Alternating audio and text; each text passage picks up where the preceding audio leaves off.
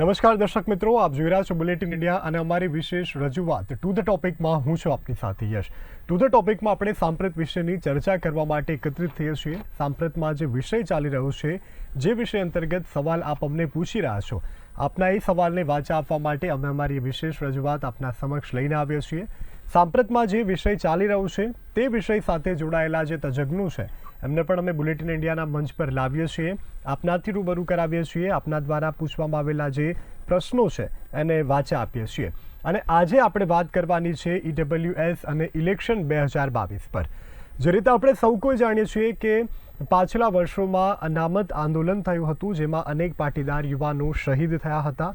મુખ્ય માગણી હતી કે પાટીદાર સમાજ, સવર્ણ સમાજને અનામત મળે, જેથી કરીને જે મધ્યમ વર્ગના પરિવારમાંથી આવતા યુવકો છે, યુવતીઓ છે, એમને પણ સરકારી નોકરીમાં સારી એવી તકો પ્રદાન થાય, સરકારી લાભ મળે.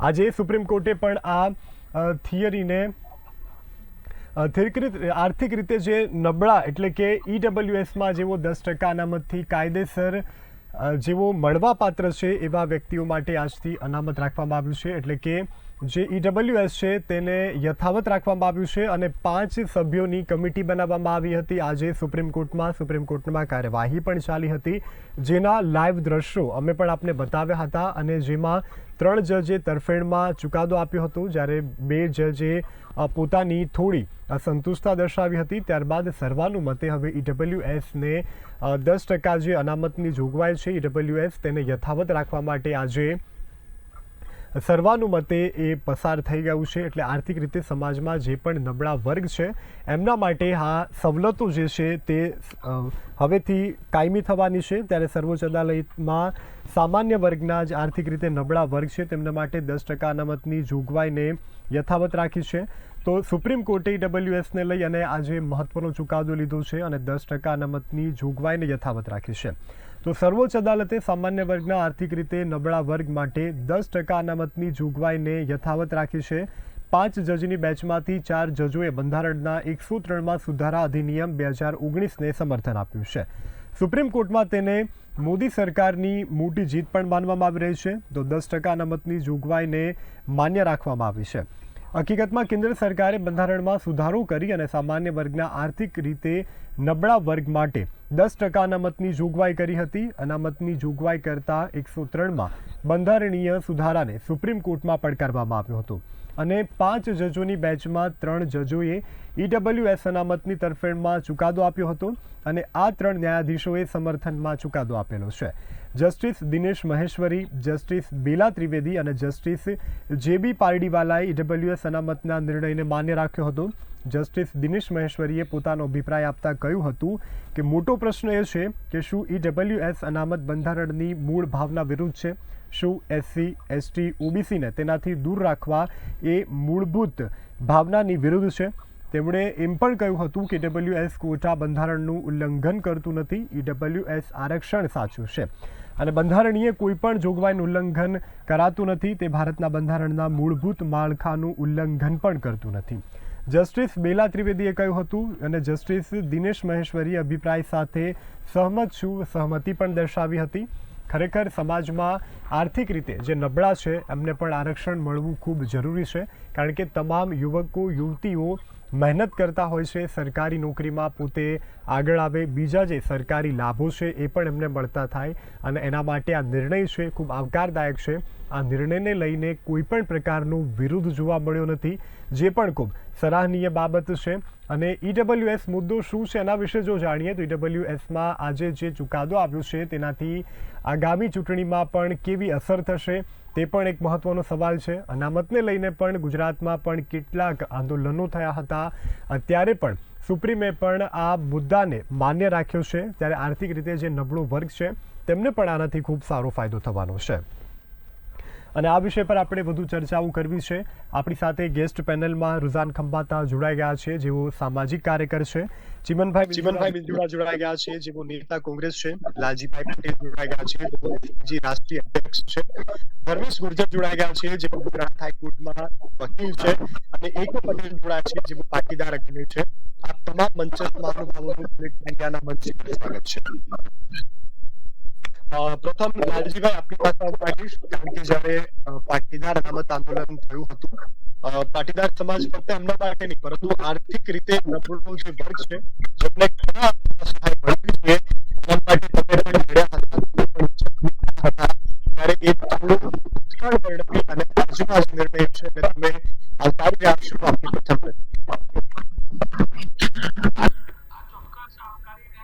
છેલ્લા 7 વર્ષથી અમારી જે લડાઈ હતી એ સમગ્ર સવર્ણ સમાજને અનામતનો લાભ મળવો જોઈએ એના માટેની લડાઈ હતી. અને એ લડાઈની અંદર સરકારે જ્યારે 10% ઈડબ્લ્યુએસ જાહેર કર્યું ત્યારે એના વિરુદ્ધમાં જ્યારે સુપ્રીમ કોર્ટની અંદર જે રીતે પિટિશન દાખલ કરવામાં આવી હતી અને એ પિટિશન દાખલ કર્યા પછી આટલા સમય પછી આજે જ્યારે નામદાર સુપ્રીમ કોર્ટે 10% ઈડબ્લ્યુએસ જ્યારે મંજૂર કર્યું ત્યારે પાટીદાર સમાજ અને સવર્ણ સમાજની અંદર આજે બહુ બધી ખુશીની લાગણી છે. આજે અમે એસપીજી ગ્રુપ દ્વારા મહેસાણા ખાતે ફટાકડા ફોડી અને એની ઉજવણી પણ કરી, કારણ કે અમારી માગણી સવર્ણ સમાજની અંદર જે ગરીબ વિદ્યાર્થીઓ છે એમને શિક્ષણની અંદર અને નોકરીની અંદર અનામત મળવી જોઈએ એ અમારી લડાઈ હતી. અને અમારી લડાઈ આજે સાચી સાબિત થઈ છે, એટલા માટે આજે અમે બહુ ખુશ છીએ. બિલકુલ લાલજીભાઈ. રુઝાન મેડમ આપની પાસે આવવા માંગુ છું. સામાજિક કાર્યકર છો, સમાજના અનેક એવા મુદ્દા છે જેને લઈ અને આપ હંમેશા લડતા રહ્યા છો, અને ત્યારે આજે જે ઈડબ્લ્યુએસ ને યથાવત રાખવામાં આવ્યું છે ત્યારે તમે અત્યારે સમાજ સેવક તરીકે કેવી લાગણી અનુભવી રહ્યા છો? સૌથી પહેલા તો આઈ વેલકમ ધ જજમેન્ટ, કે જે જજમેન્ટ આવ્યું છે આપણા દેશ માટે આજની તારીખમાં બેસ્ટ જજમેન્ટ છે. કારણ કે અત્યાર સુધી જે આપણે 75 વર્ષથી 75 યર્સથી જે બાબા સાહેબ આંબેડકરે જે લખાયું હતું કોન્સ્ટિટ્યુશન, ભલે પછી એનું મનાયું નથી અલગ વાત છે, પણ જે રીતે આપણે ઓબીસીઓ ઓએસટી જે બધા રિઝર્વેશનો જાતના ભાતના કરી અને જે આપણે સોશિયલી બેકવર્ડ લોકોને આપણે ફાયદા અપાવવાની, ઇટ ઇઝ ગુડ. એક ટાઈમ સુધી સારી વાત હતી કે સોશિયલી બેકવર્ડ લોકોને ફાયદા હોવા જોઈએ, પણ પછી ધીરે ધીરે સોશિયલી બેકવર્ડ આમ ઇકોનોમિકલી આગળ આવી ગયા. સોશિયલી બેકવર્ડ આમ કહેવાય બી નહીં, કારણ કે આજની તારીખમાં જુઓ આઈએએસ આઈપીએસ ઓફિસરો, કલેક્ટરો, મોટા શું કહેવાય આપણે જે ગવર્મેન્ટમાં મોટા હોદ્દા પર લોકો કામ કરે છે એ બધા આમ એસસી એસટી ઓબીસી જે જાતનું કહેતા હશે અને એ લોકોના છોકરાઓને જાતના ફાયદા મળતા હશે, અને જે બિચારા ગરીબ લોકો છે, ઇકોનોમિકલી બેકવર્ડ છે, એ લોકોને બિચારોને ફાયદા નથી મળતા. એટલે આઈ વેલકમ ધીસ જજમેન્ટ. બીજો ઇમ્પોર્ટન્ટ પોઈન્ટ, કારણ કે there is lot of confusion amongst people, એટલે કહી દઉં, કારણ કે લોકો એવું કહે છે અત્યારે કે આ જે જજમેન્ટો આપ્યા છે એ બધા પેલા સમાજના છે, એટલે એ લોકોએ ખાસ સવર્ણ સમાજના છે એટલે એ લોકોએ ખાસ એ રીતના જજમેન્ટો આપ્યા. પણ એક ખોટી વાત છે, એ લોકો બી જાણે કે અગર જસ્ટિસ પાડીવાલા છે તો એ તો આમ ભલે અમે પારસી છીએ, અમે એ ફાયદાઓ નથી લેતા, એ અલગ વાત છે, પણ actually is also not from there. એટલે મારો કહેવાનો હેતુ એ હતો કે લોકો ખાસ કન્ફ્યુઝ કરે છે ખોટી વાતો કરીને. પણ આજનું જે તટસ્થ જજમેન્ટ હતું, કોન્સ્ટિટ્યુશનલ હતું, કારણ કે એ લોકોએ કોન્સ્ટિટ્યુશન વાંચ્યું, બે ફંડામેન્ટલ ચીજ હતી. એક તો કે આપણું કોન્સ્ટિટ્યુશનનું બેઝિક સ્ટ્રક્ચર, એટલે જે સ્ટ્રક્ચર છે ઇક્વાલિટીનું, એ બ્રેક ના થવું જોઈએ. એ લોકોએ એક પોઈન્ટ એ જોયું અને બીજું જોયું, બેઝિક સ્ટ્રક્ચર જોયું ને બીજું ઇક્વાલિટી બ્રેક ના થાય એ જોયું. બંને ચીજ એ લોકોએ જોઈ છે અને એ જોઈને એ લોકો આ જજમેન્ટ આપી છે કે જે ઇકોનોમિકલી બેકવર્ડ લોકો છે એ લોકોને અત્યારે એકચ્યુઅલી જોવા જાય તો જસ્ટિસ પાડીવાલા તો એમને કીધું કે રિઝર્વેશન તો ધીરે ધીરે નીકળી જવું છે, બધા ઓબીસી ને બધામાં જ નીકળવું છે, નોટ જસ્ટ એ. પણ હવે એ આખો એક અલગ વિષય છે, એના માટે અલગ પેટિશનો રમશે. પણ coming back to this particular 10% EWS માટેનું રિઝર્વેશન એ લોકો યથાવત રાખ્યું છે, અને એટલા માટે આઈ એમ રિયલી હોપફુલ, કારણ કે અત્યારે જે રીતે ઇનઇક્વાલિટી ચાલી રહી છે, let us accept that. Unfortunately આપણા દેશમાં ઇન્ક્લુઝિવ ગ્રોથ નથી. ઇન્ક્લુઝિવ ગ્રોથ ગરીબો ગરીબ થઈ રહ્યા છે, અમીરો અમીર થઈ રહ્યા છે. એટલીસ્ટ આનાથી આ જજમેન્ટથી આઈ એમ હોપિંગ કે જે ગરીબ લોકો છે એ લોકોને એટલીસ્ટ ભણવા માટે, હું I would go step further. હું ઘણી વાર કહું છું કે રિઝર્વેશન કાઢો અને લેટ અસ ગીવ ધેમ સ્કોલરશિપ્સ. આપણે લોકોને ફાઇનાન્શિયલ સ્ટ્રેન્થ આપીએ, કારણ કે રિઝર્વેશન એક એવો વર્ડ છે, એક બહુ નેગેટિવ વર્ડ છે, જેનાથી એવું ફિલિંગ આવે છે અને એવું થયું છે કે જે લોકો કાબિલ લોકો છે, જે લોકોને સારી મેરિટ છે, પણ બીકોઝ ઓફ રિઝર્વેશન એ લોકોની મેરિટ સારી હોય છે તો બી એ લોકોને સારી જગ્યાએ જોબ નથી મળી શકતી. અને એવા આપણી પાસે ઘણા એક્ઝામ્પલો છે, ગવર્મેન્ટમાં તો ખાસ બહુ વધારે પડતા એના એક્ઝામ્પલો છે.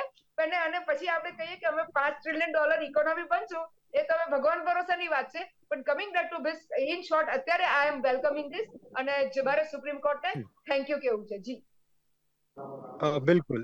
ચીમનભાઈ આપણી સાથે જોડાઈ ગયા છે, નેતા કોંગ્રેસ છે. ચીમનભાઈ આપની પાસે માંગુ છું, આપ આ નિર્ણયને આવકારી રહ્યા છો, કેવી લાગણી અનુભવી રહ્યા છો ચીમનભાઈ? જી જી કોંગ્રેસ પાર્ટી આવકારે છે અને બંધારણમાં આપણે પહેલાથી ખેવના એવી રાખી હતી કે ભાઈ જે પણ વર્ગ હોય એ વર્ગ કયો છે એના કરતા એ કઈ પરિસ્થિતિમાં છે એમાંથી એને જે સમાજના બીજા વર્ગ છે એની સાથે લાવવાનો છે.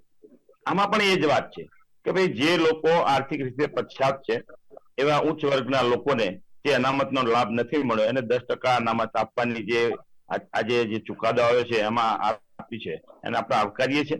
અને જસ્ટિસ શ્રી લલિત અને એમની આગેવાની હેઠળના 5 જજોએ જે ચુકાદો આપ્યો છે આમાં 2-3 વસ્તુ તારવવામાં જે આવી છે એ પણ મહત્વપૂર્ણ છે. એક તો કે ભાઈ બંધારણના 130માં સુધારા મુજબ આને કાયદેસર ગણ્યું છે. એવું કહેવાતું હતું કે 130ના સુધારા મુજબ આ કાયદેસર છે કે નહીં એ આઉટ ઓફ અમે આ લાખો પાટીદારો ભેગા થયા અને એના પછી અનામત આંદોલનના આગેવાનો ઉપર પણ પોલીસનો લાઠીચાર્જ થયો, અમારા 14 ભાઈઓ શહીદ થઈ ગયા અને આ મેસેજ સમગ્ર વિશ્વની અંદર પહોંચી ગયો. ઇવન વડાપ્રધાન સિંહ પણ બોલવું પડ્યું કે ગુજરાતની અંદર શાંતિ રાખો, ચોક્કસ પાટીદારો પર જેટલા પણ અત્યાચારો થયા છે એનો 100% ન્યાય આપીશ. આ રીતે સમગ્ર ગુજરાતની અંદર અમારી માંગણી ચાલી અને કાયદેસર રીતે પણ કોર્ટની અંદર ઓબીસી કોટાની અંદર પણ અમે માંગણી અમારા અલગ અલગ સંગઠનો દ્વારા કરવામાં આવી અને ધીમે ધીમે આજે ગુજરાત બહાર પણ અલગ અલગ રાજ્યોની અંદર અલગ અલગ સમાજ દ્વારા પણ આ જ રીતે આર્થિક રીતે ગરીબ વિદ્યાર્થીઓને અનામત મળે એ માટેના પણ દરેક ગુજરાતની અંદર દરેક રાજ્યની અંદર આંદોલન થયું અને એના જ કારણે સરકારે આમાં પછી આર્થિક રીતે અનામત મળે એ માટે પ્રયત્નો કર્યા અને એ પ્રયત્નને લીધે સરકારે 2019 ની અંદર 10% અનામત આ રીતે સવર્ણ સમાજને મળે એવી જાહેર કરી. પણ નામદાર સુપ્રીમ કોર્ટની અંદર એના વિરુદ્ધમાં પિટિશન દાખલ કરવામાં આવી અને એ પિટિશન દાખલ કર્યા પછી અમારા વિદ્વાન બધા આગેવાનો અને વકીલો દ્વારા જ્યારે આ રીતે લડવામાં આવ્યું અને પછી તમે જોઈ શકો છો આજે નામદાર સુપ્રીમ કોર્ટના 4 જજોએ તમામ પહેલો વિચાર વિમર્શ કરી અને પછી આ અનામત સાચી છે એ રીતે આજે મંજૂરી આપવામાં આવી. તો આજે સમગ્ર પાટીદાર સમાજ સાથે સાથે સવર્ણ સમાજની અંદર આજે બહુ બધી ખુશીની લાગણી છે કારણ કે ઘણા બધા હજારો યુવાનો ઉપર ખોટા કેસો થયા હતા અને અમારા 14 પાટીદાર ભાઈઓ શહીદ થઈ ગયા. આજે એ સાચી શ્રદ્ધાંજલિ આપી હોય એવું અમને લાગે છે. તો આજે સમગ્ર એસપીજી ગ્રુપ દ્વારા અમે એની ઉજવણી પણ કરી રહ્યા છીએ. બિલકુલ. આ સાથે આપણી સાથે ચર્ચામાં AK પટેલ પણ જોડાઈ ગયા છે, જેઓ પાટીદાર સમાજના અગ્રણી છે. AK પટેલ સાહેબ, આપની પાસે આવવા માંગુ છું. આપ આ નિર્ણયને આવકારતા કેટલી આનંદની લાગણી અનુભવી રહ્યા છો? નિર્ણય ખરેખર બહુ સારો છે, પરંતુ એમાંથી એક બોધપાઠ લેવાની વાત આવે છે કે અત્યાર સુધી જે આની પ્રક્રિયા ચાલી એમાં આઘાત પ્રત્યાઘાત અને જે જાનમાન અને નુકસાન થયું મિલકતને, તો કોઈ પણ આવી મુવમેન્ટ ચાલુ થાય ત્યારે એ મુવમેન્ટ પાછળનું બેઝિક હાર્દ જોવું જોઈએ, કેટલું વ્યાજબી છે અને અથવા આ મુવમેન્ટ છે યોગ્ય છે કે અયોગ્ય છે. એ જલ્દી નિર્ણય ઉપર આવીને બનતી જાનહાની અને માલ મિલકત નુકસાન બચાવવું જોઈએ. આજે હવે જે 2 વર્ષથી ચાલુ થઈ છે EWS, પણ એના પછી શું સ્થિતિનું સર્જન થયું છે એનો અભ્યાસ કરવો જોઈએ. અભ્યાસમાં તારણો મારા દ્રષ્ટિએ એ નીકળે છે કે મોટાભાગની જે સીટો છે, પર્ટિક્યુલર છેલ્લે જે ભરતી થઈ એમાં સરકારી ભરતી એક નમૂના રૂપ આપણે લઈએ તો 95% સીટો અનામત કેટેગરી વાળા મેળવે છે. આર્થિક રીતે જે પછાત વર્ગ છે તે તમામ લોકોને EWS અંતર્ગત 10% અનામત મળવા પાત્ર છે. આપણે ફરીથી ચર્ચા કરીશું. વિરામ બાદ તમામ મહેમાનોનું ફરીથી સ્વાગત છે. રુઝાન મેડમ, પ્રથમ આપની પાસે આવવા માંગીશ.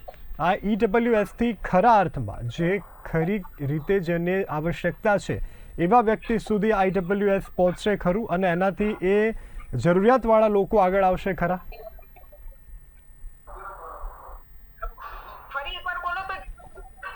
જી બિલકુલ. આ EWS થી ખરેખર જે વ્યક્તિઓને આવશ્યકતા છે એમની આવશ્યકતાઓ સંતોષાશે ખરી? યુવાનોને તકો પ્રદાન થશે ખરી?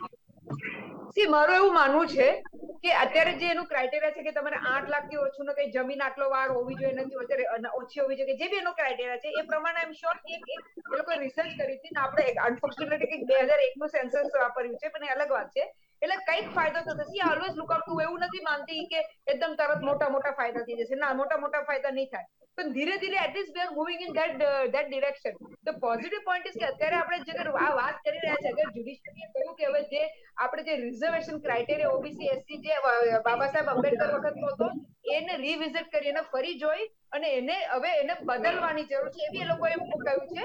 અને એઝ અ ઇન્ડિયન સિટીઝન આપણને બધાને ખબર છે કે 75 વર્ષ પહેલા આપણા દેશની શું હાલત હતી, આપણા લોકોની શું હાલત હતી, અને 75 વર્ષ પછી ભલે ઇન્ક્લુઝિવ ગ્રોથ નથી પણ લોકો આપણે ગવર્મેન્ટની ઘણી સ્કીમ છે કે આપણે એ લોકોને એમાંથી બહાર કાઢવા માંગીએ છીએ, પણ લોકો કદાચ બહાર નીકળવા નથી માંગતા યા એ લોકો નીકળી ગયા છે પણ એવું બતાવે છે ના મેં પહેલા કોઈક આઈપીએસ આઈએસ ઓફિસર હોય એ લોકોને બધા એ લોકોના બાળકોને બધી મફતની બધી ઓબીસી એસસી ને જે બી હોય બધી એ લોકોને ફાયદો થતો હોય. એટલે આ પોઈન્ટ એટલે this is C if you talk of કે આપણે સબકા સાથ સબકા વિકાસ જે આપણી ગવર્મેન્ટ કહે છે તો એના માટે સૌથી પહેલા ભલે એ ગવર્મેન્ટ જે કહે છે એના ફાયદા માટે કહેતી હોય છે એ અલગ વાત છે, પણ અત્યારે from the perspective of everybody મારું એવું માનવું છે કે આનાથી 100% કારણ કે આજની તારીખમાં લેટ અસ એક્સેપ્ટ ધેટ કે કોવિડ પછી બી જેને કે પેલા જે એકદમ ગરીબ લોકો છે એ લોકોને તો પેલું ફ્રી પેલું મળી રહ્યું છે, સારું છે, મળવું જોઈએ, પણ જે બિચારા નથી એટલા ગરીબ કે નથી કોઈ પાસે માંગી શકતા એ લોકોને શરમ આવે છે, એ લોકો ભૂખા મરે છે ને એ લોકોના બાળકો અત્યારે ભણી નથી શકતા. એટલે આ એક સારી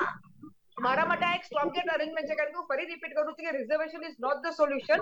એ લોકોને કદાચ ફાઇનાન્શિયલ સ્કોલરશિપ યા એડ્યુકેશન ફ્રી કરો મારા માટે એ સોલ્યુશન છે, પણ ચાલો અત્યારે શું કે ના મામાના કાના મામા સારા, એટલું એ પોઈન્ટ ઓફ વ્યૂ થી જોઈ રહી છું. બીજું મારા પટેલ સાહેબ જે છે આપણા એસપીજી ના એમને થોડું યાદ અપાઈ જેવું છે કે ભલે થોડું અત્યારે એટલે પછી ટ્વિસ્ટ આવી ગયો હતો પણ ઇનિશિયલી જયારે આ આંદોલન ચાલુ થયું હતું પટેલો ત્યારે બહુ જ ક્લિયર હતું. તમારા નેતા હાર્દિકભાઈ અને તમારા જે બી બધા બીજા નેતા ઇન્ક્લુડિંગ યુ સાહેબ તે તમે એમ કહેતા કે અમને ઓબીસી કેટેગરીમાં નાખી દો. એટલે તમે એવું નહોતું કહેતા કે ભાઈ અમે જનરલ કેટ જે લોકો વીકર ઇકોનોમિકલી વીકર છે તમે એ લોકો માટે લડત નહોતી લડી, તમે પહેલા એ લીધી હતી કે અમે પટેલ સમાજની લડત લડીએ છીએ. એટલે તો અમને તમારા એ વખતે ટીવી ના આપણે જોયા હશે જે આપણે જીએમડીસી ગ્રાઉન્ડ પર બધા ભેગા થયા હતા તો મોટી મોટી BMW જાગુઆર જેવી ગાડીઓ બી આવી ગઈ હતી. આ અનામતો માંગવા, રિઝર્વેશન માંગવા, એ અલગ વાત છે, પણ ઓબ્વિયસલી એટલે લેટ અસ એક્સેપ્ટ ધેટ કે ભલે પછી આખો અને ગવર્મેન્ટ એક સારું કામ કર્યું. આઈ એપ્રિશિએટ ધેટ કે ગવર્મેન્ટે આને ઇકોનોમિકલ બેકવર્ડ માટે એઝ પર ધ કોન્સ્ટિટ્યુશન એ લોકોએ બુદ્ધિ સારી ચલાવી જ્યાં એટલે આઈ એમ વેરી હેપી કે એટલીસ્ટ અગર મારી ગવર્મેન્ટને મારા લોકો માટે બુદ્ધિ ચલાવી હશે તો ચલાવે છે ખરા, એ સારી ચલાવી. અને હવે બીજું મારે આ સેમ ગવર્મેન્ટને રિક્વેસ્ટ કરવી છે કે સાહેબ જેમ તમે આમાં કોન્સ્ટિટ્યુશનલી બુદ્ધિ ચલાવી એવી રીતે મારે સેમ કે હવે તમે એવી કોન્સ્ટિટ્યુશનલી બુદ્ધિ ચલાવો કે જે અત્યારે જે રિઝર્વેશન બધા માટે જે 50% રિઝર્વેશન ઓબીસી એસસી જે બી બધું ચાલી રહ્યું છે આપણે એને બી હજી કંટ્રોલ કરીએ. અને ભલે તમે પેલા 10% ના 20% કરો ઈડબ્લ્યુએસ ના એનો વાંધો નથી, પણ આ જે 50% છે જે મિસયુઝ થઈ રહ્યા છે, તમે સાહેબ મને યશભાઈ પૂછ્યું ને કે આનો મિસયુઝ સાહેબ મિસયુઝ આ થઈ રહ્યું છે ઓબીસી ને એનું ભયંકર મિસયુઝ થઈ રહ્યું છે અને એ રિઝર્વેશન મિસયુઝ ના થાય એના માટે મારે રિક્વેસ્ટ છે ગવર્મેન્ટને કે તમે કંઈ કરો એ માટે. જી બિલકુલ જી. આપણી સાથે ચિમનભાઈ વિંજુડા છે, નેતા કોંગ્રેસ. ચિમનભાઈ આપની પાસે માંગુ છું, આપ વિરામ પહેલા કે પ્રતિક્રિયા આપવા ઈચ્છતા હતા. ચિમનભાઈ. હા, આ આવકાર્ય પગલું છે અને જે લોકો આર્થિક રીતે સક્ષમ નથી અથવા જે પણ વર્ગ હોય એની સાથે સવાલ નથી, પણ સમાજનો જે બીજો વર્ગ છે એની સાથે એને લાઈનમાં લાવવા માટે બંધારણમાં આપણે જે કલ્પના કરી છે એ મુજબ આજનું પગલું આવકાર્ય છે. અને જે લોકો આના માટે એલિજિબલ છે એને અનામતનો લાભ મળવો જ જોઈએ. એટલા માટે મળવો જોઈએ કે એ લોકોએ કોઈ કારણોસર આર્થિક સદ્ધર નથી અને એટલા માટે એ પણ જો પછાત ન રહી જાય એના માટેની આજે ચુકાદો આપ્યો છે અને અમે આવકારીએ છીએ અને આવકાર્ય પગલું છે. રૂઝાનબેન વાત કરીએ તો વસ્તુ ક્યાં આવે છે, બે વસ્તુ એમને જે કરી એને મારે એટલા માટે ડિનાય કરવું પડે છે. એમને બકરી પંચની એની જે વાત કરી એના ગેરલાભ લોકો લઈ રહ્યા છે એ વાત તદ્દન એટલા માટે ખોટી છે કે આજના દિવસે પણ ગ્રામ્ય વિસ્તારોમાં એવો વર્ગ છે કે જેને આનો લાભ નથી મળતો. ચોક્કસ આ પગલું આવકારીએ છે. સાથે સમાજનો કોઈ પણ વર્ગ હોય એને જયારે અન્યાય થતો હોય તો એ અન્યાયની સામે આ રીતે ન્યાય મળે એ જરૂરી છે.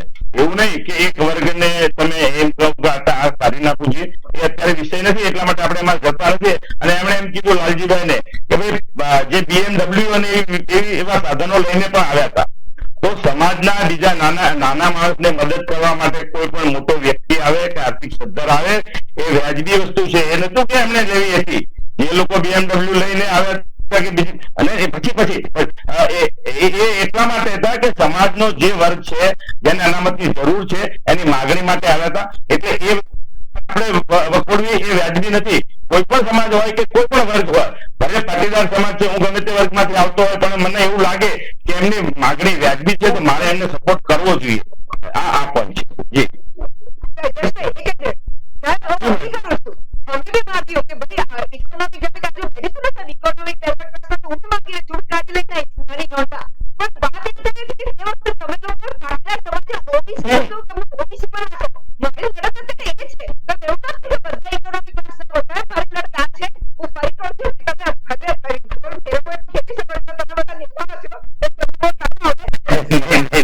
નહીં, વાસ્તવિકતા પર ચાલીએ છીએ. જી બિલકુલ જી, હવે આપણી સાથે એક પટેલ પણ છે, જેઓ પાટીદાર સમાજના અગ્રણી છે. એક પટેલ સાહેબ, આપની પાસે આવવા માંગુ છું. ઘણા એવા સવર્ણ સમાજના લોકો છે, આર્થિક રીતે પોતે પછાત છે, છતાં પણ સરકારી લાભો નથી લેતા. તો એનું શું કારણ છે, અને હવે લેતા થાય એના માટે આપની શું પ્રતિક્રિયા છે? તમારી દૃષ્ટિ શું? સમાજના આગેવાન તો આપ પૂરી અપીલ આપ દૃષ્ટિ માધ્યમથી કરી રહ્યા છો, કારણ કે લોકો નથી લાભ લેતા.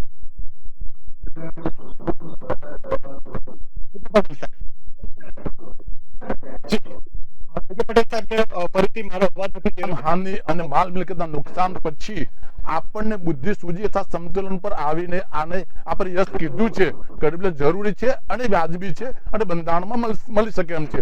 પણ હજુ પણ આપણે આંકડા રજૂ કરવાની થોડી કોશિશ કરું છું કે ગુજરાતના પરિપ્રેક્ષ્યમાં જે માહિતી અમારી પાસે છે, છેલ્લી ભરતીઓ જે 1000 થી મોટી સંખ્યાની થઈ છે, તેમાં બિન અનામત એટલે કે ઈડબ્લ્યુએસ, એસસીબીસી, એસસી કે એસટી સિવાયના જે ઉમેદવારો છે એમનું પ્રમાણ 5% ની અંદર છે. અને એમાં પણ જો મહિલાઓને બાદ કરો તો માત્ર 2% પુરુષોને ઓપનમાં કેટેગરીમાં મળે છે. એટલે 95% ભરતીઓ અનામત કેટેગરીના મેળવી લે છે. બીજી વાત છે, જે બદલાયેલા પરિવર્તનમાં કયો વર્ગ કેટલું મેળવે છે તે પણ અભ્યાસ કરતા રહેવું પડશે. કયો વર્ગ કેટલો મેળવે છે આમાં આપને કહું કે ઓબીસી લગભગ 50% થી ઉપર 50 થી 55% સુધી સીટો કવર કરે છે, જ્યારે એસસી એસટી તેમની જે ફાળવેલી છે 7% થી 8% સુધી જાય છે અને પેલા 15% સુધી જ જાય છે. એમાં મોટો કવર કરતા નથી. મેઇન પોર્શન કવર કરે છે ઓબીસી વર્ગ. તો આ પ્રમાણે જે પરિસ્થિતિ ઊભી થઈ છે, હાલના મૂલ્યાંકન કરવું પડશે અને કયા વર્ગે કેટલો લાભ મળે છે તે જોવું પડશે. કાયદો બહુ મોટી અસર ઉપજાવશે, એની ના નથી, પણ કાયદાની અમલ માટે જે નિયમો બનાવવામાં આવશે એ નિયમો પણ એટલા જ ઇમ્પોર્ટન્ટ છે. કારણ કે ગુજરાતમાં ઈડબ્લ્યુએસ ક્રાઇટેરિયા માટે જે મકાન, પ્રોપર્ટી અને આવક એનું જે ધોરણ છે તે હાલ કેન્દ્રના ધોરણ નથી. જો ભવિષ્યમાં કોઈ સરકાર બદલાય અને ધોરણ કેન્દ્ર લઈ જાય તો બહુ જ જાયન્ટ ડિફરન્સ આવે અને ફરી પાછા અસંતોષ ઉભો થવાનો, દાવાનળ થવાની સંભાવના છે. એક ઉદાહરણ આપું તમને કે ઈડબ્લ્યુએસ માં હાલ મહિલાઓ માટે ઈડબ્લ્યુએસ છે, ઈડબ્લ્યુએસ ની મહિલાએ આજે ઈડબ્લ્યુએસ માં ભરવું કે જનરલ ભરવું એનો આજ કોઈ જવાબ આપી શકતો નથી એક શબ્દમાં. એના માટે જો અને તોણી નો જવાબ મળે છે. એટલે મૂંઝવણમાં છે છોકરીઓ કે અમારી ડબ્લ્યુએસમાં મારી પાસે ઈડબ્લ્યુએસ સર્ટી છે, પણ ડબ્લ્યુએસ ભરું કે જનરલમાં ભરું. ઘણા વખત ઈડબ્લ્યુએસ ભરવાથી નુકસાન જાય છે. તો એના નિયમો પણ બહુ ચકાસીને વ્યવસ્થિત બનાવવા પડશે. અમલીકરણમાં પણ ખામી ન રહે તે પણ જોવાનું, ચકાસવાને નિષ્ણાતોએ જોવું પડશે. બધા સાથે બેસીને જોવું પડશે. કોઈ 1-2 અધિકારી આમાં ભૂલ કરી લે અને કોઈને નુકસાન જાય ન થવું જોઈએ. એ પણ મારો એક વિનંતી છે અને આ પ્રેક્ષકો આગળ વિનંતી કરું છું. બિલકુલ રાજીવભાઈ, આપની પાસે માંગુ છું. પણ પ્રશ્ન છે કે સવર્ણ સમાજના લોકો કોઈ પણ હોય, એમાં પાટીદાર હોય કે અન્ય કોઈ પણ સવર્ણ સમાજના લોકો હોય, સરકારી જે લાભ નથી લેતા, લાઈનમાં નથી ઉભા રહેતા, કોઈ પણ સરકારી લાભ છે નથી લેતા, તો એના માટે પણ તમારે શું અપીલ કરવી છે? હવે જયારે 10% યથાવત રાખવામાં આવે છે ત્યારે જો જે લોકો આર્થિક રીતે સક્ષમ હોય તો પોતાને શક્તિને નામ આપવું જોઈએ. કારણ કે આ સવર્ણ સમાજની અંદર દરેક ગામ, દરેક તાલુકા, દરેક જિલ્લાની અંદર એવા પરિવારો છે કે ખરેખર એ ખાલી સવર્ણ સમાજનો જન્મ લીધો છે એના કારણે અનામતનો લાભ મળતો નહોતો. તો એમના માટેની જે સુવિધા છે તો એમને ઉપયોગ કરવો જોઈએ. બાકી જે સક્ષમ હોય એનો ઉપયોગ ના કરવો જોઈએ. એમને જનરલ કેટેગરીમાં આવે તો જનરલ કેટેગરીની અંદર લાયકાત પ્રમાણે એડમિશન કે નોકરી મેળવવાનો પ્રયત્ન કરવો જોઈએ. અને વેપાર ઉદ્યોગમાં જે પણ સક્ષમ છે એ લોકોને પણ આનો લાભ ના લેવો જોઈએ. કારણ કે સેવાના ગરીબ વિદ્યાર્થી જોડે લાભ મળે એવા અમારા બધાના પ્રયત્ન હતા. અને જે અનામત પહેલા પણ સરકારે જાહેર કરેલી છે એમાં પણ હું આનામાં અપીલ કરું છું કે સેવાનો જે પણ ગરીબ વિદ્યાર્થીઓ એને લાભ મળવો જોઈએ. ધર્મેશભાઈ ગુર્જર આપણી સાથે છે, હાઈકોર્ટના વકીલ છે. ધર્મેશજી, આપની પાસે આવવા માંગુ છું. હવે આ કાયદાની જોગવાઈ કરવામાં આવી છે, તો તેમાં હવે ભવિષ્યમાં કદાચ વધારો કે ઘટાડો થઈ શકે ખરી કોઈ શક્યતા આપને દર્શાવી ખરી?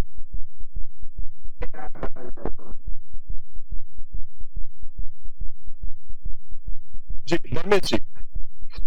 ગુજરાત હાઈકોર્ટમાંથી નામદાર સુપ્રીમ કોર્ટમાં અત્યારે હાલમાં 3 જજ સાહેબ છે. નામદાર જસ્ટિસ એમ.આર. શાહ, જસ્ટિસ બેલાબેન ત્રિવેદી અને જસ્ટિસ જે.બી. પારડીવાલા. એ ત્રણ નામદાર જજોમાંથી 2 નામદાર જજોએ આ ચુકાદાની તરફેણમાં એમને પોતાના અવલોકનો આપેલા છે. એમના ફેવરમાં એમને પોતાના વ્યૂ પ્રગટ કરેલા છે. એટલે ગુજરાતી તરીકે આ એક આપણા સૌના માટે ગર્વની વાત હોવી જોઈએ કે જે 3 જજોએ જે આમાં હકારમાં વલણ અપનાવ્યું છે એમાંથી 2 તો આપણા ગુજરાતના જ છે, ગુજરાત હાઈકોર્ટમાંથી ગયેલા છે. હવે આમાં શું છે કે આવનારા સમયમાં આના રૂલ્સ એન્ડ રેગ્યુલેશન્સ બનશે અને મારું એવું અંગત રીતે માનવું છે કે આ ખૂબ સારો ચુકાદો છે અને આપણે જોતા હશું કે જે સુવર્ણ કેટેગરી એટલે કે જે ઓપન કેટેગરીના જે લોકો છે એમાં પણ ઘણા આર્થિક રીતે કમજોર હોય છે, તો તેઓને જરૂરથી આ એમના શૈક્ષણિક અને એમની સરકારી નોકરી માટે આ ખૂબ જ એક સુવર્ણ તક એમને આવનારા સમયમાં હવે મળશે. ને જે કેન્દ્ર સરકારે 2019 જાન્યુઆરીમાં જે ECS લાગુ કરી હતી, અત્યારે નામદાર સુપ્રીમ કોર્ટે એને લીલી ઝંડી આપી દીધેલી છે. જી બિલકુલ. રાજીભાઈ, આપની પાસે માંગુ છું. હવે 10% અનામતને યથાવત રાખવામાં આવી છે. આ 10% અનામતને લોકો જ્ઞાતિ આધારિત પણ જોઈ રહ્યા છે અને આર્થિક રીતે નબળો 50 વર્ગ છે એ આધારિત પણ જોઈ રહ્યા છે. હવે ખરેખર આ લાભ છે WH નો એ કોને મળવો જોઈએ? જ્ઞાતિ આધારે મળવો જોઈએ કે પછી આર્થિક રીતે 50 વર્ગ છે એમને મળવો જોઈએ? આમ તો એના માટે છે આર્થિક રીતે જે લોકો પછાત છે એ ચાહે જનરલ કેટેગરીમાં જેટલા પણ સમાજ આવતા હોય એ દરેકને મળવો જોઈએ. કારણ કે પણ સિસ્ટમ એ રીતની છે જેમ પહેલાની જે અનામત છે એ અનામતની અંદર બેને જે વાત કરી કે કલેક્ટર હોય કે કોઈ પણ મોટા અધિકારી હોય અથવા કોઈ પણ ઉદ્યોગપતિ હોય તો એમના છોકરાઓ પણ લાભ લે છે. તો એને સમજીને ગતિ કરવી જોઈએ. બાકી કોઈ બંધારણની અંદર જોગવાઈ નથી કે ભાઈ આ રીતે EWS મળ્યું છે 10%, તો એમાં કરોડપતિનો છોકરો આમાં લાભ ના લઈ શકે. બધા લઈ શકે છે, પણ જાતે પોતાના સમાજને આપણો વર્ગ કે સમાજના છેવાડાના ભાઈને આપણે ગતિ કરીએ તો મળવો જોઈએ એ દરેકને સમજવું જોઈએ. બાકી સિસ્ટમ પ્રમાણે કોઈ પણ વ્યક્તિ લાભ લઈ શકે છે. બિલકુલ. સુરતભાઈ, આપની પાસે આવવા માંગુ છું. આ નિર્ણયને લઈને કોઈ પ્રકારનો વિરોધ નથી થયો, એટલે ખૂબ સરાહનીય બાબત છે. કોઈ પણ પક્ષ તરફથી પણ વિરોધ નથી નોંધાવવામાં આવ્યો, પરંતુ હવે ખરા અર્થમાં એવા લોકોને સમજવાની જરૂર છે કે જેમના પરિવારમાં 6 થી વધારે લોકો સરકારી નોકરી કરી રહ્યા છે અને છતાં પણ 7મી વ્યક્તિ તેનો લાભ લેવા ઈચ્છુક છે. એવા વ્યક્તિઓ માટે આપનો શું સંદેશ છે? ચોક્કસ લાલજીભાઈની વાત સાથે પણ હું સમજ છું કે સમાજના દરેક વ્યક્તિએ ગમે તે વર્ગનો હોય એને સમજવું જોઈએ કે ભાઈ હું સક્ષમ છું તો મારો લાભ હું ન લઉં તો મારા બીજા ભાઈને કે જે સક્ષમ નથી પરંતુ જેને જરૂરિયાત છે એવા લોકોને મળશે.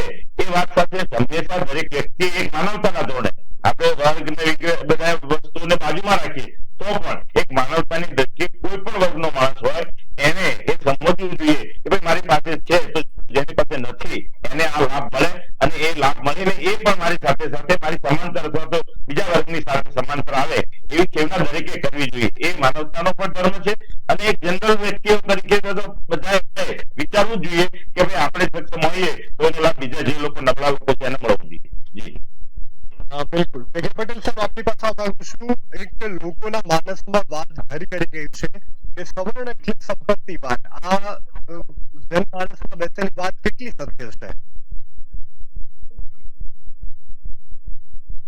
એક વાત છે કે જજમેન્ટની અંદર પારડીવાલા સાહેબે એક ટિપ્પણી કરી છે, એ ખાસ નોંધ લેવા જેવી છે કે કાયમ માટે અનામત ન રહેવી જોઈએ કાયમ માટે. એટલે રિવ્યુ કરવાની વાત એમાં પારડીવાલા સાહેબે એક સંકેત આપી દીધો છે. બીજી વાત આપને આપું છું કે ટૂંકા ગાળા અને લાંબા ગાળાની અસરો જોવી પડશે. ટૂંકા ગાળામાં હાલ અત્યારે સપોઝ SC ST અને OBC વર્ગ નારાજ હશે કે અમને લાભ નથી થયો અને EWS ખુશ હશે, પરંતુ લાંબા ગાળામાં ઉલટી પરિસ્થિતિ આવશે. લાંબા ગાળા એ દ્રષ્ટિથી કે અત્યારે હાલમાં જે પ્રમાણે રિઝર્વ કેટેગરી હશે, SOBC રિઝર્વ કેટેગરી નવા શિક્ષણનું વ્યાપ વધવાથી વધુ ને વધુ કવર કરી રહ્યો છે, ત્યારે નજીકના ભવિષ્યમાં રિવ્યુ માટેની એક આખી મુવમેન્ટ ચળવળ કે ક્રાંતિ થવાની સંભાવના હતી, એ સંભાવના થોડા સમય માટે ટળી ગઈ છે. કારણ કે લોકોની સહન શક્તિની મર્યાદા હવે કર્તમાં થોડુંક અંદર આપી દીધું છે. એટલે લોકો હવે ફરી પાછા ક્રાંતિના લેવલે જ્યાં પણ જ્યારે 2, 5 કે 10 વર્ષે ફરી પાછી પરિસ્થિતિ ઊભી થશે કે જ્યારે મોટા ભાગનું કવર SC ST OBC વર્ગ કરશે, ત્યારે ફરી પાછી એ મુવમેન્ટ આવવાની છે કે ભાઈ રિવ્યુ કરો કેટલો વર્ગ આમાં લાભ લઈને ઘણો આગળ ગયો છે અને કેટલો વર્ગ ઘણો હજુ પાછળ રહી ગયો છે. એટલે હાલ ટૂંકા ગાળામાં SAP ફાયદો છે, ખુશ છે, પણ લાંબા ગાળા માટે એમને ખુશ થવાની નારાજ છે, પણ લાંબા ગાળા માટે એમને નારાજ થવાની જરૂર છે કે નજીકમાં એમના વિરોધી કોઈ ચળવળ કે માસ ઉભો નહીં થાય. બિલકુલ જી. ધર્મેશ, આપની પાસે આવવા માંગુ છું, ભારતના ભવિષ્ય માટે આ IEEE કેટલું યોગ્ય છે? જી સાહેબ, આપણે આ ભારતના ભવિષ્ય માટે જે કીધું સર્વાંગી વિકાસ દરેક સમાજનું થશે આનાથી. ઓલરેડી જે રિઝર્વેશન કેટેગરીમાં જે હતા OBC, SC, ST, એ લોકો તો આનો લાભ લીધેલો છે, સારા એવા પ્રમાણમાં લીધેલો છે, એના ગેરફાયદાઓ પણ આનાથી થયેલા છે. પણ હવે સાચા રીતે સાચા અર્થમાં EWS આવવાથી ઓપન કેટેગરીના જે છે ગરીબ વર્ગના આર્થિક રીતે પછાત, એમનો વિકાસ થશે. એટલે ભારત દેશનો સર્વાંગી વિકાસની હવે શરૂઆત થશે. ને આજે હવે દેવ દિવાળી, સાચા અર્થમાં આજે દેવ દિવાળી નામદાર સુપ્રીમ કોર્ટના જજમેન્ટથી આજે હવે ઉજવવાનો સમય આવી ગયો છે. અને બીજી એક વાત કે આપણે જે ચર્ચા કરી હતી કે આનાથી જે શું ઇલેક્શનમાં શું અસર થશે, તો મારા મત મુજબ 100% આનો લાભ જે શાસક પક્ષ છે, પછી કેન્દ્રમાં હોય કે રાજ્યમાં હોય, જે રીતે અત્યારે આપણા રાજ્યમાં એસેમ્બલી ઇલેક્શન છે, તો ભાજપને થવાનું છે મારા મત મુજબ. જી બિલકુલ. લાલજીભાઈ, આપની પાસે આવવા માંગુ છું, વિધાનસભાની ચૂંટણીની તારીખની જાહેરાત પણ થઈ ચૂકી છે, આપ એનાથી અવગત છે. આ મુદ્દાને લોકો રાજકીય રીતે પણ જોઈ રહ્યા છે, તો આપનું શું મંતવ્ય છે? આ રાજકીય છે કે પછી સામાજિક મુદ્દો છે? જો આ સમયે આપણે નામદાર કોર્ટે જાહેર કર્યું છે કે આપણે રાજકીય કહીએ તો ખોટું પડે, કારણ કે આમાં તો નામદાર કોર્ટે જે નક્કી કર્યું બધાએ સ્વીકારવું જ રહ્યું છે. જો આમાં કોઈ પાર્ટીએ નક્કી કર્યું હોય, પાર્ટીએ જાહેરાત કરી હોય, તો આ સમય ચૂંટણીનો સમય છે, આચારસંહિતા પણ લાગુ થઈ ગઈ છે, એટલે ચોક્કસ એ મુદ્દો બનત. પણ હવે સુપ્રીમ કોર્ટે કર્યું છે એટલે બધાએ વધાવવું જોઈએ અને સારું કામ કર્યું છે. જે આર્થિક રીતે પસાર સમાજના ગરીબ વિદ્યાર્થીઓને લાભ મળવાનો છે, તો બધાને જે ખરેખર આંદોલનની અંદર જોડાયા હોય, જે વકીલો હતા, નામદાર સુપ્રીમ કોર્ટ અને બધા જ આગેવાનો ખૂબ અભિનંદન આપું છું કે એમની બધાની મહેનતે આજે આ સફળતા મળી છે. અને ખાસ તો અમારા 14 પાટીદાર ભાઈઓ દીકરાઓ જે શહીદ થઈ ગયા હતા, એમને ખરેખર આજે સાચી શ્રદ્ધાંજલિ આપી હોય એવું અમને લાગી રહ્યું છે. બિલકુલ. આ સાથે પાટીદાર યુવાનો પર ચાલતા કેસને લઈને આપની શું પ્રતિક્રિયા છે લાલજીભાઈ? જો સરકાર જોડે છેલ્લા 7 વર્ષથી જો લડતા હોઈએ તો ફક્ત 2 જ મુદ્દા ઉપર અમે લડીએ છીએ કે પાટીદાર દીકરાઓ ઉપર જે યુવાનો ઉપર કેસો બાકી છે એ પરત ખેંચી લેવામાં આવે અને શહીદ પરિવારને સરકારી કે અસરકારી નોકરી આપવામાં આવે. આ મુદ્દા ઉપર અમારી લડી હજી પણ સરકારના વિરુદ્ધમાં ચાલુ જ છે અને આવનારા સમયની અંદર જો સુધી આ માંગણી પૂરી નહીં થાય ત્યાં સુધી અમે લડતા રહીશું. બિલકુલ. પરંતુ આ અનામત આંદોલન દરમિયાન સરકારી સંપત્તિને પણ ભારે નુકસાન પહોંચ્યું છે, તો એના માટે સમાજ જવાબદારી લઈ રહ્યું છે ખરું આજે?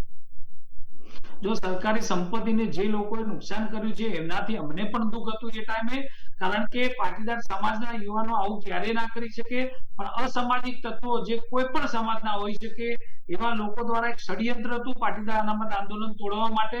એટલે એમના વિરુદ્ધમાં ચોક્કસ જે પણ પકડાય, જે વિડીયો ની અંદર દેખાવામાં આવ્યા હોય, એમના સુધી કાયદેસરની કાર્યવાહી થાય તો અમને કઈ વાંધો નથી, પણ પાટીદાર સમાજના યુવાનો ક્યારે આ રીતે કૃત્ય કરી જ ના શકે. બિલકુલ. જીવનભાઈ, આપની પાસે આવવા માંગુ છું, આપને પણ એ જ પ્રશ્ન પૂછવા માંગુ છું કે તમે પણ આ નિર્ણયને રાજકીય રીતે જોઈ રહ્યા છો કે પછી સામાજિક રીતે જોઈ રહ્યા છો? નહીં, લાલજીભાઈની વાત સાથે હું બિલકુલ, આ સુપ્રીમ કોર્ટનો નિર્ણય છે એટલે આનો કોઈ લાભ લેવાની વાત કરતું હોય તો એ ખોટી છે. બીજી વાત રહી, આપણે લાલજીભાઈને કીધું કે ભાઈ જે લોકોએ નુકસાન કર્યું, આપણે એ પણ જોયું છે કે પોલીસે પ્રાઇવેટ ગાડીઓના કાચ દંડા મારીને પણ તોડ્યા હતા. એટલે ઘણી બધી વસ્તુઓ જે છે એ આપણે એને કઈ રીતે મૂલવીએ છીએ. અને પાટીદાર સમાજ જયારે આટલો મોટો ભેગો થયો હતો ત્યારે પોતાની જાતને અથવા તો પોતાના આંદોલનને નુકસાન કરે એવું કોઈ ન કરે, આ સમજવા જેવી વાત છે. લાલજીભાઈ છે એટલે હું એમની ફેવર નથી કરતો, પણ જે સત્ય છે એની વાત છે. તો એવી વખતે પોલીસે જયારે જે બે રહેમેથી અને યાર 14 જેવા યુવાનો જે સમાજના જેને બલિદાન આપ્યું હોય, આજે એમના બલિદાનના લીધે આજે કદાચ અનામત મળી છે એમ કહીએ તો ચાલે. તો એ વ્યક્તિઓ ક્યારે આવું ન કરી શકે, પોતાના વ્યક્તિઓના ભોગે આ બધી તોફાનોના હાથે ન કરી શકે. એટલે ક્યાંક ને ક્યાંક હું પાર્ટીમાં છું, વિરોધ પક્ષમાં છું એટલે નથી કહેતો, પણ એ જે પોલીસની આપણે કાર્યવાહી અને એ આપણે વિડીયોગ્રાફીમાં પણ જોઈ છે, એટલે ખરેખર તો એ આપવો જોઈએ. અને લાલજીભાઈની માગણી એકદમ વ્યાજબી છે કે એ યુવાનોના ઘરના વ્યક્તિઓને પણ એનો જે છે મળવો જોઈએ ન્યાય. અને જે અગાઉ થયું છે કેસો દાખલ થયા છે, અરે અમે રાજકીય માણસ છીએ ને, અમે આંદોલન કરીએ છીએ તો અમારી સામેના કેસ, મારી જ વાત કરું તો મારી સામે ઘણા કેસ થયા છે અને સરકારે પાછા ખેંચ્યા છે સમયાંતરે. તો એ જ રીતે આ પણ એક આંદોલન છે. એટલે આંદોલન કોઈ પણ હોય તો એમાં જે લોકો આવતા એની પર જે કેસો થયા હોય તો એને જરૂરથી સરકારે પાછા ખેંચી લેવા જોઈએ. જી બિલકુલ. AK પટેલ સાહેબ, આપની પાસે આવવા માંગુ છું. અનામત આંદોલન દરમિયાન અનેક ઉભરતા ચહેરાઓ હતા.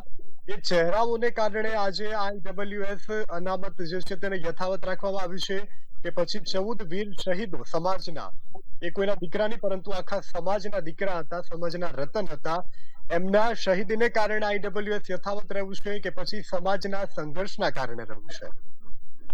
જે બે વાત કરી કે સમાજ AWS માગતો થયો, માગવા લાગ્યો હતો અને એમને માગણી વ્યાજબી છે તેવી ફરિયાદ કરતો હતો, પરંતુ સર્વ જાણે છે કે અનામત આખી રાજકીય વોટ બેંકનો વિષય બની ચૂકી છે શરૂઆતથી આજ દિવસ સુધી. ભલે આપણે ખુલ્લામાં નાખે પણ વોટ બેંક તરીકે રમાડતા જ રહ્યા છે. કઈ વોટ બેંકથી ફાયદો થાય એ પણ વલણ કર્યું છે. પણ જે લાલજીભાઈ વાત કરી કે માગણી સાચી હતી, ભલે સરકાર કહેતી કે બંધારણમાં જોગવાઈ નથી, ન થાય, ખોટી છે, ન થાય. જ્યારે આજે સરકારે આપી દીધું છે અને સુપ્રીમ કોર્ટે યસ કહી દીધું છે, જ્યારે મોહર મારી દીધી છે, ત્યારે માગણી સાચી હતી અને નથી આપી માટે સરકારને પોતાને મહેસૂસ થવું જોઈએ કે વાત સાચી હતી ને આપણે નથી સ્વીકારી અને એ લોકો નુકસાન થયું છે. એટલે બાય સીધો તર્ક લાગે છે કે એમને રિહા કરી દેવા જોઈએ, જે કઈ કેસ હોય પાછા ખેંચી લેવા જોઈએ, જે કઈ વળતર આપણને આપવું જોઈએ. કારણ કે સર્વસંમતિ સ્વીકારી લીધું કે સાચી હતી, બંધારણમાં જોગવાઈ હતી અને આપી શકાય તેમ હતી, એવું સરકારે અને કોર્ટે બંને કીધું છે. એટલે હવે તર્ક બીજો કોઈ લગાડવા જાતો જ નથી કે અમને કેમ આંદોલન કર્યું, કે અમને જાન ગુમાવ્યો. ક્યાંક વહીવટી ભૂલ આવી છે ત્યાં, કે સમજ ખોટી હતી અથવા વોટ બેંકના આધારે એ આખી રમત ચાલતી હતી. જી ધર્મેશજી, આપની પાસે માંગુ છું. હવે તમામ લોકોને એક સરખા લાભ મળતા થઈ જશે, 10% રમત સવર્ણ સમાજને પણ મળશે, તો એને લઈને અન્ય કોઈ કાયદાને કોઈ અવ્યવસ્થાઓ સર્જાઈ રહી હોય એવું કઈ ખરું? જી, આવનારા સમયમાં લગતા પ્રશ્નો કાયદાકીય રીતે ઉભા થશે ને તેનો ઉકેલ પણ સમય અને સંજોગોના આધારે આવશે, એમાં કોઈ બેમત નથી. પણ સૌથી મોટી વાત એ છે કે અત્યારે જે આવ્યું છે આ EWS નો જે ચુકાદો, એ ઐતિહાસિક ચુકાદો છે. એનાથી આખા દેશમાંની ચર્ચા ચાલી છે અને એનાથી સર્વાંગી વિકાસ આપણા દેશનો થશે, દરેક સમાજનો વિકાસ થશે. જી બિલકુલ. જી લાલજીભાઈ, આપની પાસે માંગુ છું. હવે EWS થકી 10% અનામત જાહેર થઈ ગઈ છે. છેવાડાના ગામમાં રહેતું જે સવર્ણ સમાજ છે એમના થકી ખરા અર્થમાં એની સુવિધા પહોંચે એટલા માટે તમારે આ મંચથી સરકારને શું કહેવું છે અને સમાજ એનો લાભ લે એટલા માટે સમાજને પણ આપને શું કહેવું છે? જો સરકારને એવું કહેવું છે કે અમારા 2 પ્રશ્નો બાકી છે, એનું વહેલામાં વહેલી તકે સોલ્યુશન કરવામાં આવે અને આયોગની અંદર જે તકલીફ પડી રહી છે, જે લોકો ફોર્મ ભરીને જેનો લાભ લઈ રહ્યા છે, તો એમાં ઘણી બધી તકલીફો છે, તો એમાં સુધારો કરવામાં આવે, સારા અધિકારીઓ બેસાડવામાં આવે અને સમાજના છેવાડાના તમામ લોકો જે ખરેખર આના માટે જે લોકો અમને સાથ અને સહકાર આપ્યો છે, જેવા પરિવાર છે કે જેને ખરેખર આની જરૂર છે 10% EWS ની, એવા લોકો વહેલામાં વહેલી તકે જાગૃત થઈ અને એવું હોય તો અમારી SPG ઓફિસનો પણ સંપર્ક કરે અને વહેલામાં વહેલી તકે એનો લાભ લે એવા પ્રયત્નો કરે, જેથી કરીને એમને લાભ મળે. બિલકુલ. ચિમનભાઈ, આપની પાસે માંગુ છું. સમાજના એ છેવાડાના ખરેખર જરૂરિયાત વાળો માણસ છે એના સુધી EWS નો લાભ પહોંચે એટલા માટે આપની શું પ્રતિક્રિયા છે? સરકારને આપને શું કહેવું છે? જેને ખરેખર જરૂરિયાત છે એવા લોકો આનો લાભ લેવો. આ લાભ એ સરકારની અથવા કોઈની દેન નથી કે આપણને આપણી ઉપર દયા નથી, એ આપણો બંધારણીય અધિકાર છે. અને બંધારણીય અધિકાર એટલા માટે છે કે આ દેશનો દરેક નાગરિક ટેક્સ ચૂકવે છે, આ દેશમાં એના અધિકારો છે, એ અધિકારની રૂએ આજે એને અનામત મળી છે, નથી કે કોઈ દયાદાનથી. એટલા માટે એવી કોઈ પણ ભાવના કોઈએ પણ રાખ્યા વગર ક્યારેય પણ કોઈ પણ સમાજે આ આપણો અધિકાર છે, એ અધિકારની રૂએ આ અનામતનો લાભ અને જેની જરૂરિયાત છે એવા લોકોએ જરૂરથી લેવો જોઈએ. અને સરકારે પણ આ જે યોગ્ય વ્યક્તિઓ છે એનો આ લાભ મળે એના માટે તકેદારી રાખી અને લાભ ઝડપથી પહોંચે અધિકારી કક્ષાએથી, એને ક્યાંય રોકવામાં ના આવે અથવા તો અડચણો હોય અધિકારી કક્ષાએથી તો દૂર કરીને સમાજના એ વર્ગને આ જે જરૂરિયાત વાળી વ્યક્તિઓ છે એમને આ લાભ આપવો જોઈએ. જી બિલકુલ જી. AK પટેલ સાહેબ આપની પાસે પણ આવું છું. આપને એ જ પ્રશ્ન છે કે ખરેખર જે સમાજના એવા વ્યક્તિઓ કે જેને જરૂરિયાત છે એમના સુધી આ લાભ પહોંચે એટલા માટે આપની શું પ્રતિક્રિયા છે?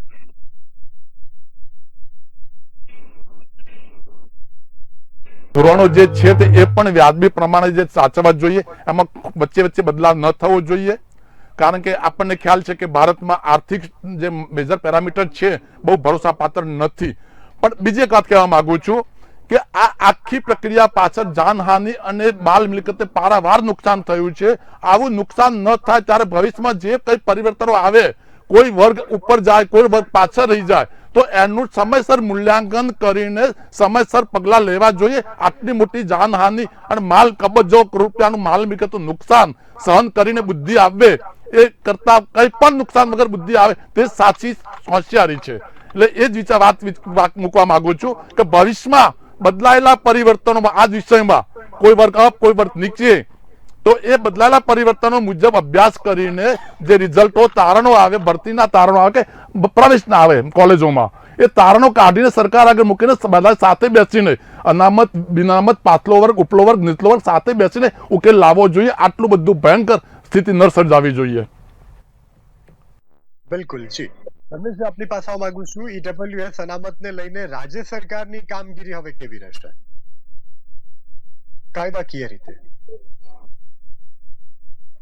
કામગીરી પોતાના ધારાધોરણો નક્કી કરશે. જેવી રીતે જસ્ટિસ પારડીવાલા સાહેબે જે કીધું છે ટાઈમ ફ્રેમિંગ અને રિવ્યુ માટેનું, જોવું પડશે સરકારને કે જે લોકો પાસે વધારે જમીન એટલે 5 એકરથી વધારે ના હોવી જોઈએ, ઇન્કમનો જે ક્રાઇટેરિયા છે 8 લાખ વાર્ષિક જે 8 લાખની છે એનાથી વધારાની જે લિમિટના છે એ લોકો આ લાભ ના લઈ જાય. આ બધી વસ્તુ ટાઈમ ફ્રેમ અને રિવ્યુ સાથે સરકાર પોતાના ધારાધોરણ બનાવી કમિટી બનાવી ને આ લાગુ કરશે એવી આપણે અપેક્ષા રાખીએ, જેનાથી સાચા અર્થમાં ઓપન કેટેગરીના જે આર્થિક રીતે કમજોર વ્યક્તિઓ છે જે આમનું શૈક્ષણિક રીતે અને પબ્લિક સેક્ટરમાં સર્વિસ માટે લાભ લઈને યોગ્ય આનું લાભ લેશે. જી બિલકુલ જી. લાલજીભાઈ આપની પાસે આવવા માંગુ છું. અંતિમ 30 સેકન્ડ છે આપણી પાસે, સમયની મર્યાદા છે. અંતમાં નિર્ણયને વધાવતા આપની પ્રતિક્રિયા શું છે? 30 સેકન્ડ. બસ આજે 7 વર્ષે પાટીદાર સમાજ સાથે સાથે અન્ય સવર્ણ સમાજને આજે સૌથી મોટો ખુશીનો દિવસ છે. આજે આ તારીખ સોનેરી અક્ષરથી લખાશે અને મેક્સિમમ જે લોકોને ખરેખર આની જરૂર છે એવા લોકો જ આનો લાભ લે એવી દરેકને નમ્ર વિનંતી. બિલકુલ જી. ચિમનભાઈ આપની પાસે આવવા માંગુ છું. અંતિમ પ્રતિક્રિયા આપની 30 સેકન્ડ. આ નિર્ણયને આવકારીએ છીએ અને જે જરૂરિયાતમંદ લોકો છે કે જેને આની જરૂર છે EWS એ લોકોને આનો લાભ મળે અને જે લોકો છે એમણે પણ આનો લાભ એમને જેને જરૂરિયાત છે એને લેવો જોઈએ અને એ એમનો બંધારણીય અધિકાર છે એટલે આ લાભ લેવો જોઈએ અને આ નિર્ણય અમે આવકારીએ છીએ. બિલકુલ જી. AK પટેલ સાહેબ આપની પાસે આવવા માંગુ છું. આપની અંતિમ પ્રતિક્રિયા 30 સેકન્ડ આ નિર્ણયને લઈને. તું વારંવાર કીધું એ પ્રમાણે ભવિષ્યમાં બદલાયેલા પરિવર્તનોમાં કોઈ જ્ઞાતિ ગ્રુપના વિકાસના પરિવર્તનમાં અભ્યાસ કરીને સમયસર નિર્ણય લો, કોઈ નુકસાનની થતી ટાળો અને બુદ્ધિ પ્રોપર વાપરો બધા થઈને. એટલો જ અમારો આગ્રહ છે આ ચેનલ મારફતે. જી બિલકુલ. ધર્મેશજી આપની પાસે આવવા માંગુ છું. આપની અંતિમ પ્રતિક્રિયા 30 સેકન્ડ. આપણે આ ક્રાંતિકારી ઐતિહાસિક કોન્સ્ટિટ્યુશન બેન્ચનો ચુકાદો છે જેનાથી આપણા દેશનો સર્વાંગી વિકાસ થશે, સર્વ જાતિનો વિકાસ થશે અને વેલકમ એટલે ઘણો સારો ઐતિહાસિક ચુકાદો છે. સાચા અર્થમાં દેવ દિવાળી આજે થઈ છે. જી બિલકુલ. લાલજીભાઈ, ચિમનભાઈ, ધર્મેશજી અને AK પટેલ સાહેબ મારી સાથે ચર્ચામાં જોડાવા બદલ આપ સૌનો ખૂબ ખૂબ આભાર. તો જે રીતે આજે આપણે ચર્ચા કરી છે કે સુપ્રીમ કોર્ટ દ્વારા EWS 10% અનામત કે જે સવર્ણ સમાજને મળવા પાત્ર છે, સવર્ણ સમાજના એવા લોકો કે જે આર્થિક રીતે નબળા છે, એમના દીકરા દીકરી અથવા તો એ પરિવારને સરકારી લાભ મળવા પાત્ર છે. જે દીકરા દીકરી સરકારી નોકરીની ભરતી માટે જેઓ તૈયારી કરી રહ્યા છે, મહેનત કરી રહ્યા છે, સમાજ પાસેથી ફંડ લઈ અથવા તો સમાજની હોસ્ટેલમાં કે સમાજના એવા કોઈ ભવન છે, કેળવણી મંડળ છે, ત્યાં રહી અને અભ્યાસ કરી રહ્યા છે અને પોતે પણ સારી એવી સરકારી નોકરીમાં જંપ લાવવા માગી રહ્યા છે, એ તમામ યુવકો માટે, યુવતીઓ માટે આ સવર્ણ તક સમાજ છે. અને તમામ સવર્ણ સમાજની સાથે જોડાયેલા સાથે અન્ય તમામ સમાજના લોકો, સમાજમાંથી આવતા દીકરા દીકરીઓ, યુવાનો યુવતીઓ તમામને અપીલ છે કે જો આપણી સરકાર આપણને કોઈ પણ પ્રકારના આવા લાભ આપી રહી છે, આપણે એ લાભ અચૂકથી લેવા જોઈએ, કારણ કે એ આપણા હકના છે. અને આપણે સૌ કોઈએ દેશના ઉજળા ભવિષ્ય માટે, આપણે પોતાની ઉજ્જવળ કારકિર્દી માટે આવી જો તક મળતી હોય તો તેને ઝડપી લેવી જોઈએ, કારણ કે આપણા પરિવાર, આપણા સમાજના ભવિષ્ય માટે દીવારૂપ સાબિત થશે. જો એક દીવો જલશે તો તે અન્ય દીવાને જલાવશે અને અંધકારમય વાતાવરણને પ્રકાશિત કરશે. તમામ લોકોને અપીલ છે કે સરકારે આ નિર્ણય લીધો છે એને આપણે આવકારીએ. આપણને બંધારણીય જે હક મળ્યા છે તેનો આપણે સૌ કોઈ લોકો ફાયદો લઈએ અને દેશના વિકાસમાં યોગદાન આપીએ. અમારી વિશેષ રજૂઆતમાં બસ આટલું. આવી વિશેષ રજૂઆત લઈ આપના સમક્ષ આવતા રહીશું. ત્યાં સુધી આપ જોતા રહો બુલેટિન ઇન્ડિયા. નમસ્કાર.